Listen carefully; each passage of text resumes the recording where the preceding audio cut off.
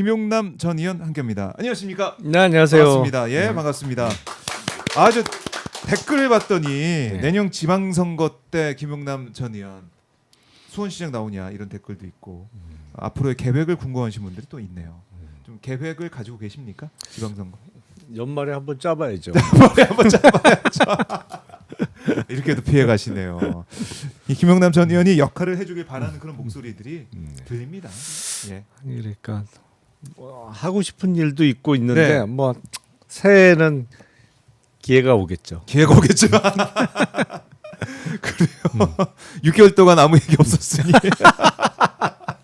새해에는 기회가 오겠죠. 자, 애청자분들께서는 기회가 오기를 또 많이 바라고 그 소식을 기다리고 계실 것 같습니다. 네, 고맙습니다. 자, 저희가 경제 얘기 잠깐 하고 들어갈까요? 이 환율. 네. 이거 저도 이 수치가 어제 1,480원 나오더라고요. 그래서 그러니까요. 네. 야, 이거 끝도 없이 올라가는 거 아닌가라는 걱정을 좀 하게 되는데 환율 문제는 쉽게 좀 안 풀리는 것 같아요. 그렇죠. 고환율 문제는. 네. 계속 환율이 문제가 됐는데 네.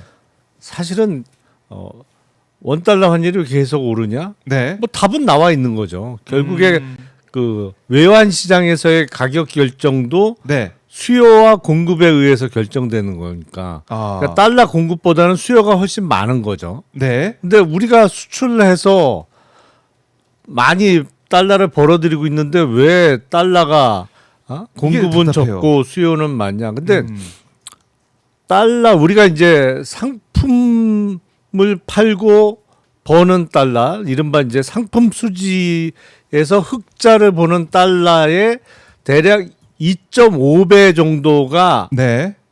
투자 목적으로 나간다는 거 아니에요, 지금. 이게 그러니까 수요가 월등히 많은 거예요. 그렇네요. 지금 예. 공급보다. 왜냐면 2.5배 정도가 나가니까 그 2.5배는 개인들이 이른바 서학개미로 표현되는 개인들의 뭐 주로 미국 주식 투자, 뭐 미국 채권 투자도 있습니다만 네. 특히 국민연금을 비롯한 연기금의 투자도 있는 거죠.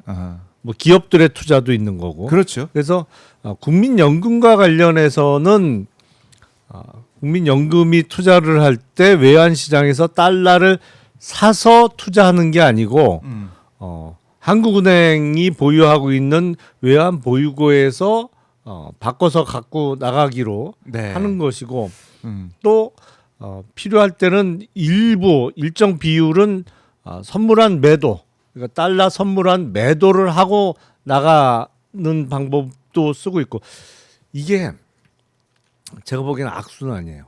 지금 사실상 쓸 수 있는 카드는 다 쓰고 있거든요. 근데 환율이 오르니까 시장에서는 어떻게 판단하냐면 야 이제 방법이 없잖아. 쓸 수 있는 거 다 썼는데 환율이 오르면 무조건 오르네. 네.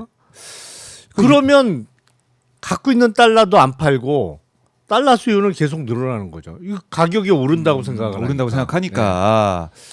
그래서 오늘 보니까 구윤철 부총리 외환시장 변동성 확대 우려, 미국, 일본 금리 정책 차별화 영향 예의주시해야 오늘 시장 상황 점검회에서 또 환율에 대해서 언급을 했습니다. 아마 국민들의 이제 우려가 생기다 보니까 정부에서도 이런 언급이 좀 나오고 있는데 그래서 저 그런 생각도 들더라고요. 연말 앞두고 우리 기업들이 벌어들인 달러를 그래도 좀 바꾸지 않을까? 연말에 들어서 가지고 그런 생각도 좀 해보게 되는데. 그러니까 정부도 적극 유도를 하고 있는 거죠. 지금 달러 좀 팔아라. 네, 기업들이 가지고 있는 이런 것들을. 기업들 입장에서는 두 가지 측면이 있어요. 네.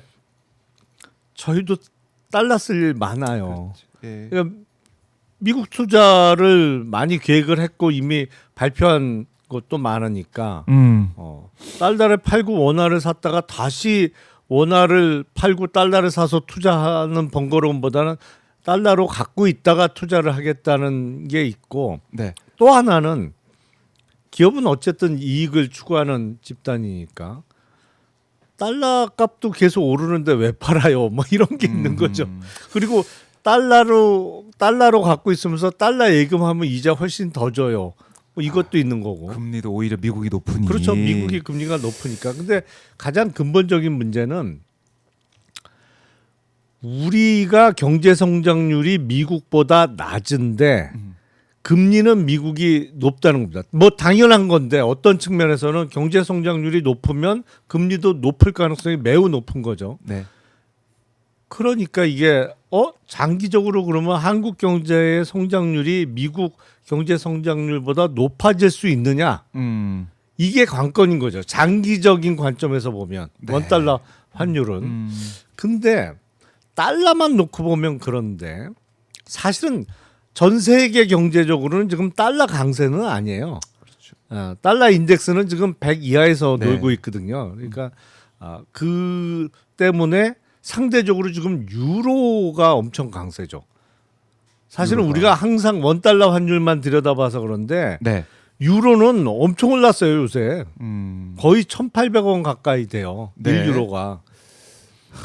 자, 그러면 가장 관건은 원달러 환율은 우리 경제 성장률, 미국 경제 성장률의 문제라고 보지만 원화 약세가 좀 과도한 측면이 분명히 있다고 저는 생각을 합니다. 왜냐하면 왜 원화가 동남아 국가 통화보다 약세냐? 이건 잘 설명이 안 돼요. 그러니까요. 예. 그게 이상하고 그래서 워낙 이렇게 고환율 가는 게 과연 우리 체력과 우리 경제의 사이즈 이것까지 안 맞게 너무 약세가 돼 있다라는 거. 그렇죠. 이거 좀 어떻게 그럼 풀어야 됩니까? 어떤 정책을 써야 되는 거예요? 지금 그 세계적으로 보면 원화하고 엔화가 제일 약세예요. 근데 최근에는 엔화보다도 원화가 더 약세예요. 그러다 보니까 아주 전국이 불안한 국가 빼고는 주요 네. 국가 중에는 원화가 제일 약세인 상황인데 일단 미국의 어떤 그 주식 투자 뭐 아니면 미국 자본 시장의 투자 이 트렌드가 갑자기 바뀌기는 어렵겠습니다만 이제는 좀 국장에 대한 신뢰를 더 줄 때가 되지 않았나? 라는 생각이 들어요. 그래서 서학개미 분들이 뭐 일부 발빠른 분들은 이미 국장 투자를 늘리기 시작한 분도 꽤 있습니다만 네. 일종의 국장으로의 회귀가 좀 트렌드가 돼야 되지 않을까. 왜냐면 이게 왜 서학개미 탓하냐고 얘기를 하는데 네. 금액이 만만치가 않아요. 금액은 만만치 않은 부분이 예. 있고. 금액이 만만치 않은 정도가 아니고 상당히 많습니다 이게. 네. 그것도 있고 지금 뭐 기관 투자 특히 국민연금 관련해서는 이 정도 하면 더 이상 쓸 수 있는 카드가 있을까 싶어요. 여기서 더 그건 국민연금의 몫은 아닌 것 같고 하나 한다면 원달러 통화 수합 체결하는 거죠. 예를 들어서 뭐 1년 아니면 2년 네. 또 뭐 금액에 정함이 있더라도 예를 들어서 500억 불이나 1,000억 불 정도 통화 수합을 체결해도 환율에는 조금 도움이 되지 않을까 싶어요. 네. 근데 기본적으로 지금 기업도 그렇고 아주 돈이 많은 개인들도 보니까 그 사이에 달러를 사는 분들이 그렇게 많더라고 보니까 그래요. 풀 때가 되지 않았나 싶어요. 그러니까 뾰족한 대책이 지금 보이지 않는 형국이고 결국에는 장기적으로는 우리 시장의 매력을 계속 높이고 네. 그리고 우리 기업들도 사실 기업 사정도 달러를 가지고 있어야 하는 사정은 알겠지만은 좀 풀면서 바꿔가면서 우리 경제가 좋아질 거라 믿으면서 정부의 정책을 믿으면서 갈 수밖에 없지 않겠냐는 생각이 들어요. 전국적으로는 네. 한국의 경제 성장률을 높이는 그러니까요. 거가 가장 네. 근본적인 해결책이죠. 자, 이 얘기는 저희가 주시하면서 계속 들여다봐야 될 것 같고요. 자, 경제 얘기 저희가 뒤에서 시간 남으면 더 해보도록 하겠습니다. 이재명 대통령의 이 업무 보고 받는 거 생중계가 좀 되고 있는데 혹시 이것 좀 보고 계십니까? 뉴스는 좀 보고 계시고 생중계도 잠깐 보실 것 같은데 예, 우리가 보지 못했던 상황이잖아요. 그렇죠. 아마 이제 공무원들도 많이 긴장을 하면서 준비를 할 것 같고 현장에 나올 것 같은데 답변하는 사람들별로 뭐 이렇게 편차가 있다고 해야 되나요? 그럼요. 어떤 사람은 칭찬 뭐 콩 GPT라는 그런 별명도 없고 어떤 사람은 거의 뭐 아예 이재명 대통령 그냥 연타로 질책하는 모습도 볼 수가 있고 어떻습니까? 어제 같은 경우에 한 6시간 정도 네. 업무 보고를 아침부터. 받았는데 네. 누가 뭐 그런 표현을 했던데 넷플릭스보다 넷플릭스보다 재밌다. 그런 뭐 댓글 젠플릭스다 뭐 이런 네. 얘기도 있고. 아니 정말 라이브잖아요. 맞아요. 그 라이브 쉽지 않아요. 그러니까 날 것 그대로. 진정한 날 것이지. 진정한 라이브로 진행되는 네. 리얼리티 쇼잖아요. 음. 그러니까 재미있을 수밖에 없고 또 이 라이브로 진행하다 보니까 네. 답변하는 사람들의 실력이 그대로 드러나잖아요. 이게. 그대로. 그러니까 어떤 사람은 잘 준비가 돼 있구나라고 느껴지는 사람도 있지만 어떤 경우에는 야 저렇게 모르면서 저 자리에 어떻게 앉아 있나 라는 생각이 드는 경우도 꽤 많고 있습니다. 예. 그러니까 보고하는 기관장 입장에서는 긴장할 수밖에 없죠. 당연히 긴장되죠. 예. 특히 이제 저희 앞서서도 얘기 나눴지만 이학재 사장 같은 경우는 이재명 대통령이 묻는 말에만 대답하면 그냥 되는데 왜 이런저런 얘기를 앞에 붙이고 제대로 답은 안 하고 이러고 있으니 국민들 답답한 거 아니겠습니까? 그러니까 핵심을 대답할 자신이 없으면 시간을 좀 늘려서 핵심을 피해가는 그런 답변을 하는 경우가 꽤 많잖아요. 근데 이학재 사장 같은 경우에 이제 삼선 의원 출신이고 그건 아는데 겪어 보셨잖아요, 이학재 사장. 그렇죠. 근데 인천공항공사 사장을 할 정도의 그 분야에 어떤 전문성이 있는지는 잘 모르겠어요. 그 인사가 났을 때도 좀 뭐 어떤 배경이 있길래 뭐 국토위원 했다 뭐 이런 건가? 에이 그거로 전문성이라고 주장하기엔 너무 약한 것 같고 그래요. 예. 결국엔 사실은 대통령의 입장에서 보면 수많은 공공기관장 중에 한 명이겠습니다만 네. 그 공공기관 하나하나를 따로 놓고 볼 때는 그게 결코 만만한 그 조직이나 단체가 아니에요. 자산이 일단 얼마예요. 아이고, 그래도 인천 거기 근무하는 국제공항. 직원 수가 얼마고 어마어마한 거지. 사실은 웬만한 국내 대기업 못지 않은 자산 내지는 뭐 인력을 보유하고 있는 것인데 네. 일단은 인사를 할 때부터 이른바 이 낙하산을 하더라도 좀 최소한의 전문성은 가진 사람들이 해야 되는 거지. 웬만해야지. 그러니까 진짜 생판 모르는 사람이 가서 그 자리에 있으면은 그 조직도 망가지는 것이고 인천공항 하면은 우리 대한민국의 관문 어떻게 보면 처음 맞이하는 얼굴 첫인상 아니겠습니까? 네. 근데 그동안 보면은 인천공항 이 모습이 우리가 자랑스러웠던 그 모습이 아니라 분규도 많고 노사 간의 대립도 많고 그다음에 1공항 같은 1터미널 같은 경우는 오히려 글쎄요. 제 느낌에는 좀 예전보다 못하다는 느낌도 들고 이게 이 사장 문제가 아닐까 좀 이번에 들어서 그런 생각하시는 분도 많으실 것 같아요. 지금 보면은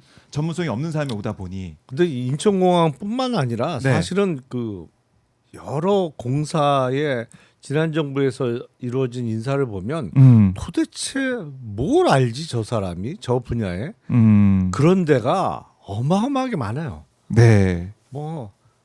도로공사 사장도 정치인 출신이 지금 하고 있잖아요. 제가 그 인사 보면서 제가 알기로는 전혀 없는데 저쪽 커리어나 뭐가. 네. 근데 한국도로공사 사장으로 어떻게 가는 거야? 가는 거야 누구한테 부탁해서 간다고 치지만 인사하는 사람이 저렇게 인사해도 되나? 라고 생각되는 인사가 어마어마하게 많은 거예요. 근데 그래요.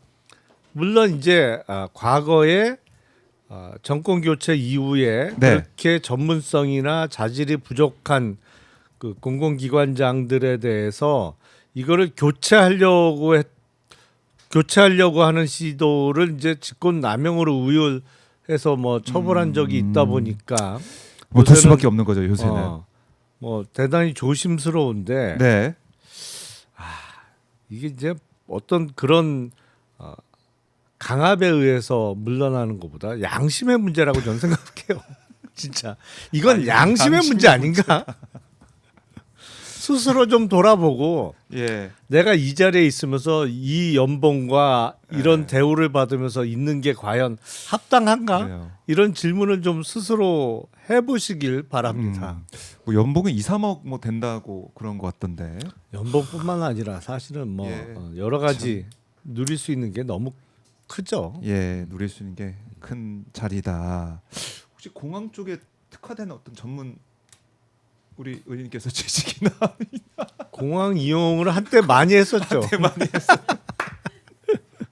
소비자의 입장에서 예. 이용객의 입장에서 고객의 소리를 잘 들을 수 아니 있다. 우리가 이제 KTX가 참 이렇게 잘 배려를 갖춰지기 합니다. 예. 전에는 지방 갈 때 예.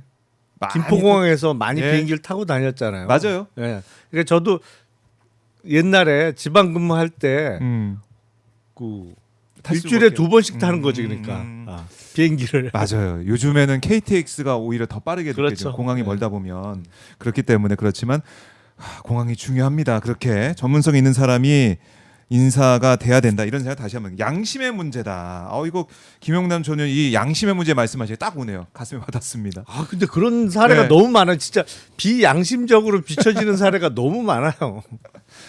양심의 문제, 양심의 소리에 귀를 기울이길 바라겠다라고 강조를 하겠습니다.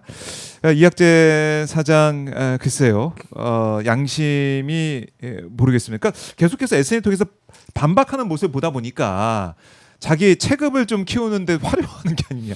이왕 이렇게 된 거 체급 키워서 나가자 뭐 이런 생각하는 것 같기도 하고. 그 사실은 그런 게 좀 걱정되는 측면이 있는 거죠. 네. 그러니까 정치권의 불문율이 있어요. 절대로 자기보다 정치적 체급이 낮은 사람하고는 싸우지 마라.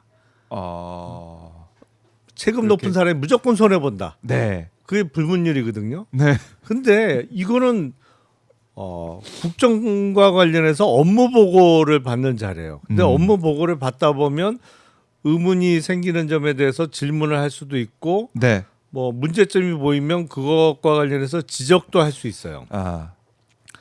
근데 그거를 본인의 정치적 체급을 올리는 기회로 활용하면 안 되는 거지. 그렇지. 근데 지금 양상이 약간 양상이- 그렇게 비춰져요. 그 SNS 글 올리고 기자간담회 하고 또 SNS 글 올리고 뭐 이러고 있는데 그또 언론에서 어쨌든 써주고 그러니까 그게 주목을 받고 있다라는 거. 일하는 자리입니다. 이거 정치하는 자리가 아니고 일하는 자리다라고 다시 한번 따끔하게 지적을 하고요. 자, 생중계는 그래도 계속된다. 업무보고 생중계는 오늘도 내일도 계속된다. 오마이TV를 통해서 계속 보실 수가 있겠습니다.